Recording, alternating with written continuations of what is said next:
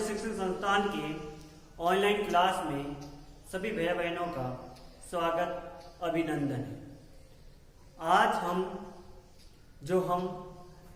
कक्षा 12वीं विषय राजनीति विज्ञान के विषय में हम जान रहे थे, जिसमें हमने पिछले वीडियो में अध्याय 1 के बारे में चर्चा की थी, जिसमें हमने प्रमुख रूप से ये चर्चा की थी कि राष्ट्र के निर्माण के समय कौन कौन से हमारे सामने ऐसी चुनौतियां थी। हमने उन चुनौतियों के बारे में चर्चा की थी। ठीक है, हमने उस चुनौतियों को सही तरीके से वीडियो के माध्यम से समझने का प्रयास किया था। आगे हम जिस पाठ के बारे में चर्चा करने वाले हैं वो पाठ है अध्याय 2, एक दल के प्रभुत्व का दौर। उससे पहले हमने देखा कि कैसे हमारे देश में विभाजन हुआ, अंग्रेजों से हमें आजादी मिली। आजादी के साथ साथ हमारे सामने अनेक चुनौतियां थी। उन चुनौतियों का जिसमें प्रमुख चुनौती देश के 2 भागों में विभाजन हो जाना था। ठीक है, उनको विभाजन के समय उन शरणार्थी लोगों को भारत में कैसे स्थायी रूप से बसाना, ऐसी चुनौती थी। और साथ ही अनेक ऐसी देशी रियासतें थी जो पाकिस्तान में मिलना चाहते थे और भारत में मिलना चाहते थे। उन सभी को कैसे हम एक किया। कुछ देशी रियासतें प्रांत स्वतंत्र अलग राष्ट्र निर्माण चाहते थे, उन सभी को संगठित करने का प्रयास किया था। हमने पिछले वीडियो में इसके बारे में चर्चा की थी। और साथ ही हमने लास्ट में इस पहले अध्याय में ये जानने का प्रयास किया था कि राज्यों की सीमाओं से संबंधित ऐसे प्रश्न थे। ठीक है, पुनः राज्यों का गठन से संबंधित, जिसके लिए भारत सरकार के द्वारा राज्य पुनर्गठन आयोग की स्थापना की जाती, जिसके माध्यम से 7वां संविधान संशोधन किया गया और राज्यों का पुनर्गठन किया गया भाषाओं के आधार पर। हमने पिछले वीडियो में ये चर्चा की। तो आज अपन जो चर्चा करने वाले हैं इसी ही पुस्तक में हम देख रहे हैं जो स्वतंत्र भारत में राजनीति। ठीक है, इस पुस्तक का ही दूसरा अध्याय है, इस चर्चा करने वाले हैं, जिसमें अपन देखते हैं एक दल के प्रभुत्व का दौर। जैसे हमने देखा कि राज्यों का पुनर्गठन किया गया, ऐसे चुनौतियों का धीरे धीरे ठीक है उन सभी को सफलतापूर्वक ठीक है प्रयास किया गया कि उसको सही तरीके से उन चुनौतियों का सामना कर सके। आज अपन जो देख रहे हैं कि अब देश ठीक अंग्रेजों से तो जो था गुलाम था वो अब स्वतंत्र हो गए हैं। तो अब स्वतंत्र होने के साथ साथ हमारी सरकारें कैसे संचालित होगी। ठीक है, कौन से सरकार के व्यक्ति ही सरकार चलाने का कार्य करेंगे, वो व्यक्ति किस प्रकार चुने जाएंगे, इसके लिए लोकतंत्र स्थापित करना। क्या करना? लोकतंत्र। लोकतंत्र में सभी राजनीतिक दलों की अधिक से अधिक भागीदारी हो, जिसके माध्यम से सभी लोगों को मतदान करने का अधिकार मिले। ऐसे चुनौतियां थी, उन चुनौतियों को निपटने हैं। तो ऐसे आलोचक उनका विरोध भी कर रहे थे कि सभी लोगों को मत देने का अधिकार ना दिया जाए, जैसे महिलाओं को है, ठीक है, गरीब लोगों को है, ऐसा भी विरोध हो रहा था। ठीक है, लेकिन सरकार ये निश्चित कर बैठी थी कि हमें यदि इस देश का विकास करना है और लोकतंत्र को बढ़ावा देना है तो सभी लोगों की भागीदारी आवश्यक है। सभी को समान अधिकार होगा, तभी तो ये लोकतंत्र अधिक लंबे समय तक चल पाएगा हमारे देश। अन्यथा दूसरे देशों की तरह हमें भी इस प्रकार भले ही वहां पर लोग उन्हें आजादी मिल जाती, लोकतंत्र स्थापित होता है, लेकिन कुछ समय तक ही वहां लोकतंत्र स्थापित रहता है, वहां के विरोध होता है और फिर वहीं पर वापस राजतंत्र स्थापित हो जाता है। लेकिन हमारे देश में ऐसी स्थिति नहीं आती, क्योंकि जब हमारे देश में लोकतंत्र स्थापित किया गया, हमारे संविधान में उसमें बताया गया, ठीक है, जिसमें सभी नियम इस प्रकार बताए और लिखे गए थे, जिसमें सभी को समान अधिकार मिलेगा, जिसके कारण आज हम देखते हैं विश्व का सबसे बड़ा लोकतांत्रिक देश भारत है, जो सभी लोग विश्व के सभी देश इस प्रकार हम पर गौरव करते हैं कि इस बड़ा विश्व का सबसे बड़ा जनसंख्या वाला देश किस प्रकार वहां पर लोकतंत्र स्थापित है। ठीक है, इस प्रकार हम आज इस अध्याय में विस्तार से चर्चा करने वाले हैं, जिसमें हम विशेष रूप से चर्चा करेंगे जो प्रमुख राजनीतिक दल है, जिसके बारे में कांग्रेस। किसके बारे में? कांग्रेस। कांग्रेस लंबे समय तक ठीक भारत में सरकार सत्ता स्थापित करने का कार्य करती है। ठीक है, ऐसा माना जाता है हमारा देश लगभग हम 1950 से लेकर आज तक हम देखते हैं 70 वर्षों तक, लगभग 70 वर्षों में 50 वर्षों तक केंद्र में शासन रहा था, वो किसका था?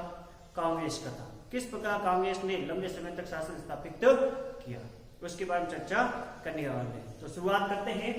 हमारा आज टॉपिक रहेगा लोकतंत्र स्थापित करने की चुनौतियां। मतलब लोकतंत्र स्थापित करना है तो उसके सामने कौन कौन से हमारे सामने चुनौतियां हैं, उन चुनौतियों को कैसे सामना किया जाए। तो सबसे पहले चुनौती अपन देखते हैं राष्ट्र निर्माण की चुनौती। क्योंकि जब हम लोकतंत्र स्थापित कर रहे थे उससे पहले हमारे राष्ट्र को निर्माण, ठीक है, पहले आवश्यक था। राष्ट्र को निर्माण मतलब राष्ट्र को एक संगठित करना, ठीक है, संगठित करके और देश में लोकतंत्र स्थापित करना, ठीक है। तो राष्ट्र को सबसे पहले संगठित करना, फिर बाद में लोकतंत्र स्थापित करना, ये सबसे बड़ी चुनौती थी। उस चुनौती को भी, ठीक है, सही तरीके से उस चुनौती का सामना किया है। दूसरा अपन देखते हैं लोकतंत्र को लेकर संघर्ष। हमारे देश में ऐसे लोग भी थे, ठीक है, जो लोकतंत्र का विरोध कर रहे थे। कुछ लोग ऐसे भी थे जो लोकतंत्र का समर्थन कर रहे थे। तो ऐसे लोग जो समर्थन कर रहे थे वो तो लोकतंत्र स्थापित करना चाहते थे, और जो विरोध कर रहे थे, आलोचक थे, तो ये मानते थे कि भारत में यदि लोकतंत्र स्थापित हुआ वो लंबे समय तक लोकतंत्र चलने वाला नहीं, ठीक है। क्योंकि भारत में अनेक विविधताओं से भरा हुआ देश है, अनेक विविधताएं हैं। जो क्षेत्र अपन देखते हैं भाषाओं के आधार पर, रंग रूप के आधार पर, ठीक है, अनेक सीमाओं के आधार पर अनेक विविधताएं हैं। इन विविधताओं के आधार पर भारत को एक संगठित रूप से लोकतंत्र के माध्यम से, ठीक है, देश को चलाया नहीं जा सकता है, ठीक है, ऐसा आलोचक ये कह रहे हैं। लेकिन जो हमारे राष्ट्र के प्रमुख नेता, उन्होंने ये ठान ली थी कि हमारे देश में लोकतंत्र ही के माध्यम से ही हमारा विकास हो सकता है, ठीक है। और इस प्रकार उन्होंने बढ़ चढ़कर लोकतंत्र को बढ़ावा दिया। और कुछ लोग लोकतंत्र का विरोध कर रहे थे और उनका विरोध करने लोगों वालों को साथ उनके बीच में संघर्ष होता रहा, ठीक है, ये था। दूसरा आगे देखते बिंदु लोकतंत्र राजनीति, ठीक है। हमारे प्रमुख बड़े नेता ये मानते थे कि यदि लोकतंत्र में राजनीतिक भागीदारी हो, ठीक है, लोकतंत्र स्थापित करने में यदि राजनीतिक भागीदारी अधिक से अधिक लोगों की होगी तब लोकतंत्र और लंबे समय तक चल सकता है, ठीक है। लेकिन कुछ आलोचक ये मानते हैं कि यदि राजनीतिक भागीदारी हुई तो लोकतंत्र धीरे धीरे क्या हो जाएगा, पतन हो जाएगा, पतन की ओर बढ़ने लग जाएगा, ऐसा विद्वानों का भी मानना है। लेकिन वो उनका मानना था कि आलोचक का मानना है कि यदि राजनीति को लोकतंत्र में शामिल कर दिया गया, भागीदारी अधिक से अधिक बढ़ावा दिया गया, तो धीरे धीरे यही राजनीतिक लोकतंत्र के लिए हानिकारक हो सकती है। लेकिन विद्वानों ने, बड़े नेता प्रमुख जो लोकतंत्र में राजनीति का समर्थन कर रहे थे, उनका मानना था कि यदि राजनीति के माध्यम से इन समस्याओं का समाधान हो सकता है, लोकतंत्र को बढ़ावा देना है तो राजनीति के माध्यम से ही बढ़ावा दिया जा सकता है। किसके माध्यम से बढ़ावा दिया जा सकता है, राजनीति के माध्यम से ही बढ़ावा दिया जा सकता, ऐसा किसका मानना है, प्रमुख नेताओं, ठीक। तो उन्होंने ऐसा ठान रखा था कि हम लोकतंत्र में राजनीति के माध्यम से ही बढ़ावा दिया जाएगा और साथ ही उन राजनीति में अनेक लोगों की क्या होगी, भागीदारी होगी, अनेक लोगों की क्या होगी, भागीदारी होगी। और भागीदारी के माध्यम से ही वो अपने, ठीक है, जो लोग अपने अलग अलग लोगों का अपने अपने लक्ष्य होता है, उनकी समस्याएं अलग अलग होती, उस समस्याओं का निपटारा किया जा सकता है, जिसके कारण लोकतंत्र लंबे समय तक चल सकता है। जैसे हम देखते हैं कि हमारे देश में अनेक वर्गों के लोग हैं, जैसे ओबीसी है, एससी है, एसटी है, ठीक, उन सभी लोगों का प्रतिनिधि इस संसद में एक जगह इकट्ठा होंगे तो अपने अपने, ठीक है, लोगों क्षेत्र से समस्याओं का, ठीक है, बात रखेंगे, उस समस्या का समाधान होगा तो लोग सरकार के प्रति विश्वास बना रहेगा और लंबे समय तक लोकतंत्र स्थापित रहेगा। ऐसा किनका मानना है, ऐसे प्रमुख नेताओं का मानना है, जिसके कारण लोकतंत्र समय तक फल फूल सकता है, ऐसा मानना है, जिसके कारण अनेक लोगों की भागीदारी होगी और भागीदारी के माध्यम से ही लोकतंत्र स्थापित होगा। ऐसा ही लक्ष्य था जब हम अंग्रेजों के सामने ये लक्ष्य रख रहे थे कि हमारे देश में क्या स्थापित हो, लोकतंत्र। यदि हम लोकतंत्र को ही ध्यान में रखकर कार्य नहीं करेंगे तो ये हमारी आजादी किसी काम की नहीं रहेगी, क्योंकि हम अंग्रेजों से संघर्ष किया था, हमने संघर्ष सिर्फ एक बिंदु पर ध्यान रखकर किया था। हमारा उद्देश्य क्या था, लोकतंत्र स्थापित हो, मतलब जनता की उसमें भागीदारी हो अधिक से अधिक सरकार में, ठीक, उसके माध्यम से हम अंग्रेजों से आजादी हमें मिलती। और यही हम आजादी के पश्चात इस पर यदि हम ध्यान ना दें, ठीक है, इसके आधार पर शासन स्थापित नहीं हो तो ये हमारे जो उद्देश्य है उसके उद्देश्य के तहत हम असफल हो जाए। इसलिए बड़े नेताओं का ये था कि लोकतंत्र स्थापित करने के लिए राजनीतिक भागीदारी आवश्यक है। ठीक है, इस प्रकार देश को आगे बढ़ाने का प्रयास किया गया। फिर बाद में देखते हैं संविधान के नियम।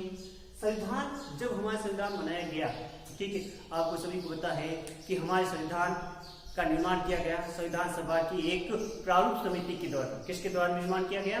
प्रारूप समिति। प्रारूप समिति के अध्यक्ष थे डॉक्टर भीमराव अम्बेडकर।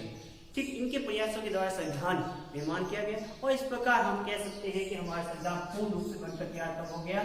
26 नवंबर 1949 को। 26 नवंबर 1949 को पूर्ण रूप से बनकर तैयार हो गया।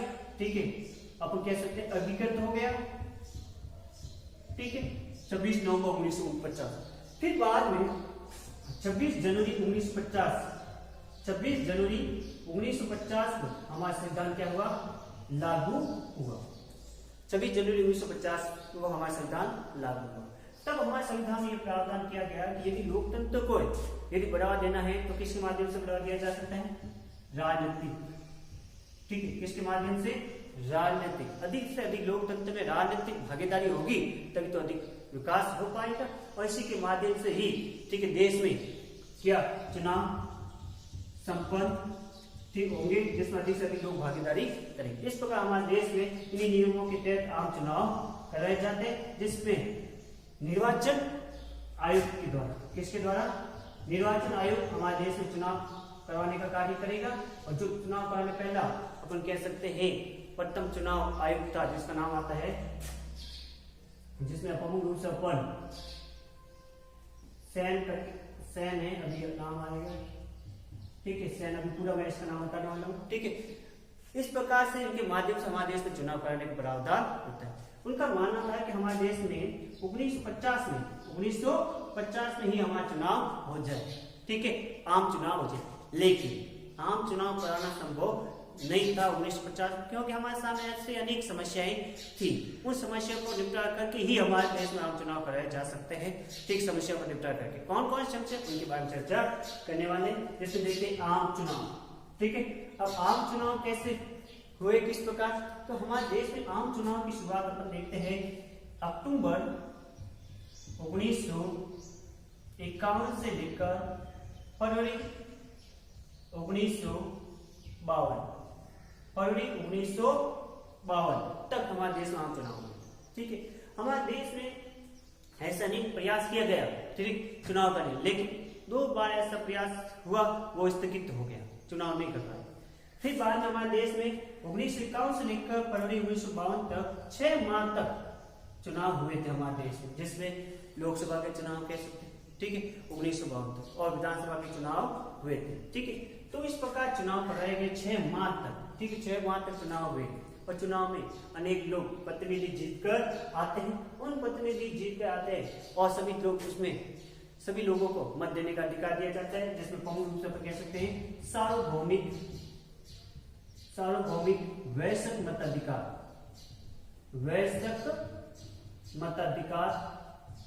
के आधार पर सभी लोगों को मत देने का अधिकार दिया गया। मतलब जिसकी आयु उस समय हमारे देश में 21 वर्ष निर्धारित की गई। वर्तमान में आयु कितनी? 18 वर्ष मत देने की। जब हमारा संविधान लागू किया गया उस समय आयु 21 वर्ष का प्रावधान किया गया।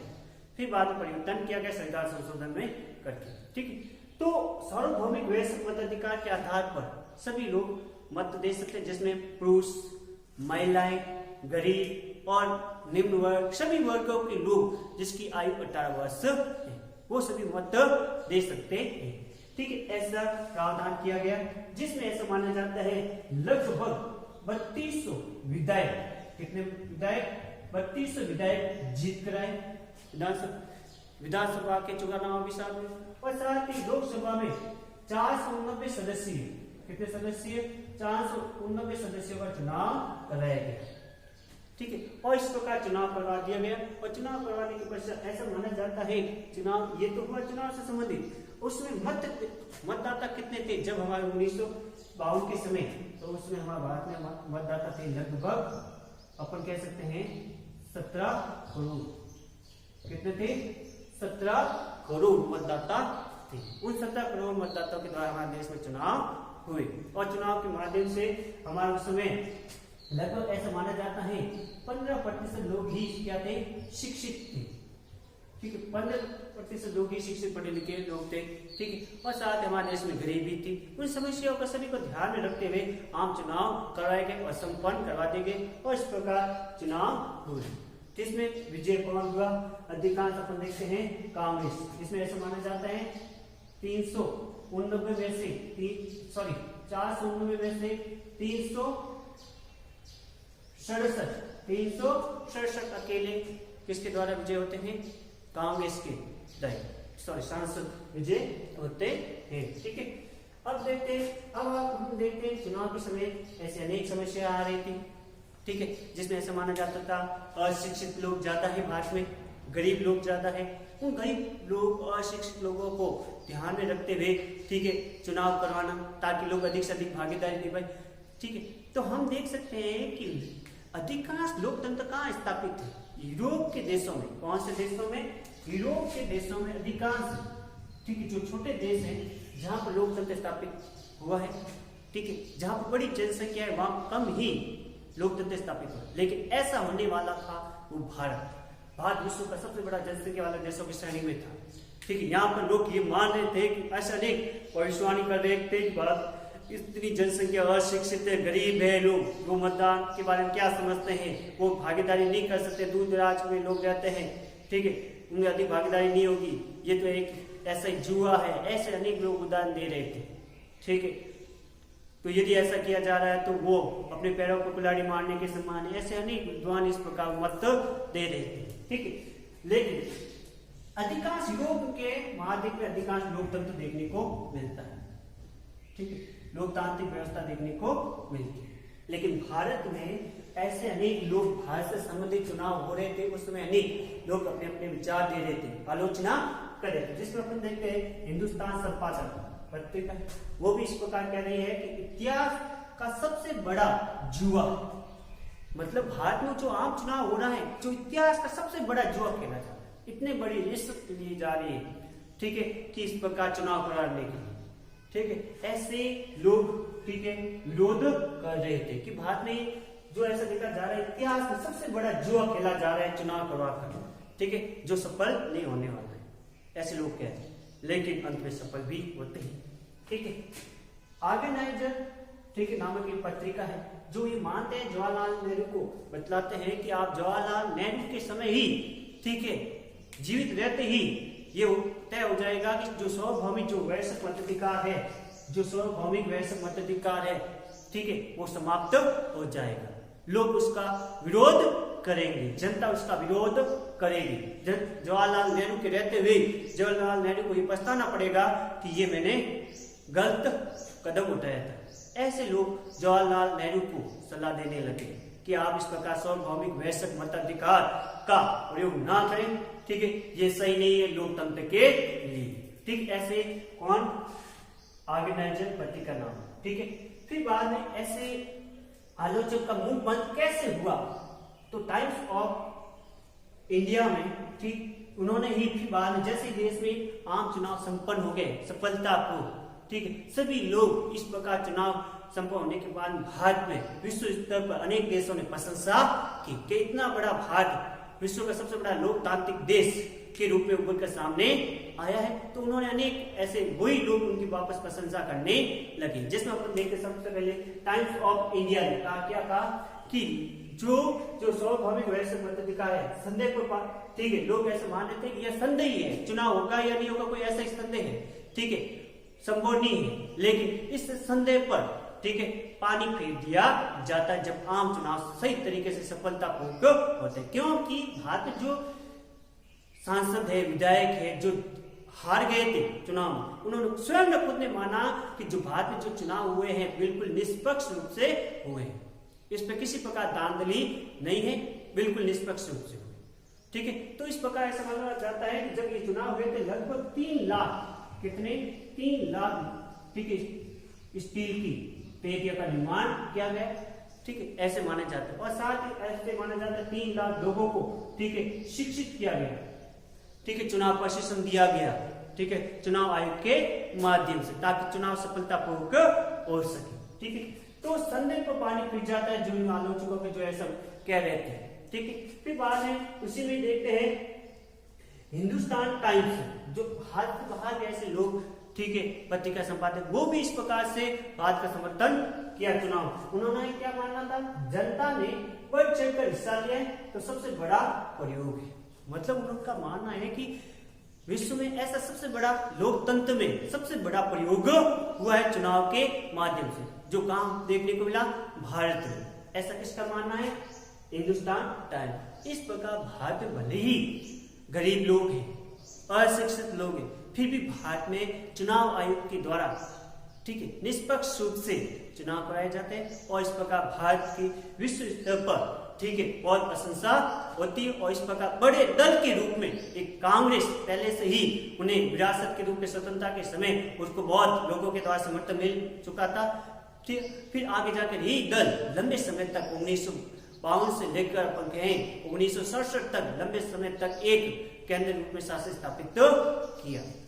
ठीक है, ऐसा देखने को मिला। आगे हम देखेंगे कांग्रेस किस प्रकार अपना, ठीक है, लगभग 3 चुनाव तक वो अपना संघर्ष करके विजय प्राप्त होती है। उसके बाद चर्चा, पहले 3 चुनाव में कांग्रेस का प्रभुत्व। क्यों रहा कांग्रेस का प्रभुत्व 3 चुनाव में? इसका कारण है पंडित जवाहरलाल नेहरू। पंडित जवाहरलाल नेहरू उस समय देश की आजादी के पश्चात बहुत लोकप्रिय नेता थे और कांग्रेस का चुनाव में, आम चुनाव में, प्रथम चुनाव में उसको प्रभुत्व दायित्व दे रखा था कि आप कांग्रेस का चुनाव प्रचार करेंगे और उनके नेतृत्व में ही सरकार का गठन होता है। ठीक है, तो देखा जाता है केंद्रीय स्तर पर। तो उस समय पंडित जवाहरलाल नेहरू एक प्रसिद्ध नेता थे और साथ ही जो कांग्रेस पार्टी थी, वो कांग्रेस पार्टी उस समय आजादी के समय एक बड़े प्रमुख दल था। ठीक है, जिसका एक बेनिफिट ये भी मिलता है कि इस बड़े दल के सभी लोग उसके, ठीक है, जान अपन कह सकते हैं उनके बारे में जानकारी थी, तो इसका स्वाभाविक है कि इसका प्रभाव अधिक देखने को ही मिलेगा। तो अपन देखते हैं नेहरू जी का प्रभाव, ठीक है, अधिक था। ठीक है, नेहरू जी का प्रभाव के कारण ही 3 चुनावों तक, ठीक, कांग्रेस एक छत्र छाया के रूप में शासन करती है।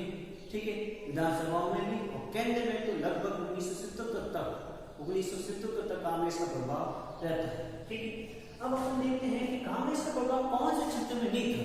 तो कांग्रेस का प्रभाव केरल, उड़ीसा, मद्रास, ठीक है, केरल, उड़ीसा और मद्रास क्षेत्र में यहाँ पर कांग्रेस का प्रभाव क्या था, कम था। बाकी क्षेत्र में पूरे भारत में इसका प्रभाव अधिक देखने को मिलता है। ठीक, केरल और उड़ीसा और मद्रास क्षेत्र में इसका प्रभाव कम था। ठीक है, अब अपन देखते हैं कि कांग्रेस के प्रथम 3 चुनाव में कैसा प्रभाव था, किस प्रकार से मिली, उसके बाद में देखते हैं। तो अपन देखते हैं 3 चुनाव के बारे में। पहले प्रथम चुनाव, दूसरे चुनाव में और तीसरे चुनाव में क्या है। प्रथम चुनाव 1952 से 57, फिर 1957 से 62, फिर 62 से 67 तक, ये 3 चुनाव में कांग्रेस का प्रभाव विधानसभा क्षेत्र में भी था। ठीक है, अब प्रथम चुनाव में 400 लोकसभा हम देखते हैं, लोकसभा में 499 सदस्य थे। कितने सदस्य थे? 499 सदस्य थे। 499 में से कितने कांग्रेस ने विजय हुए? 364 सीटें किसको मिली?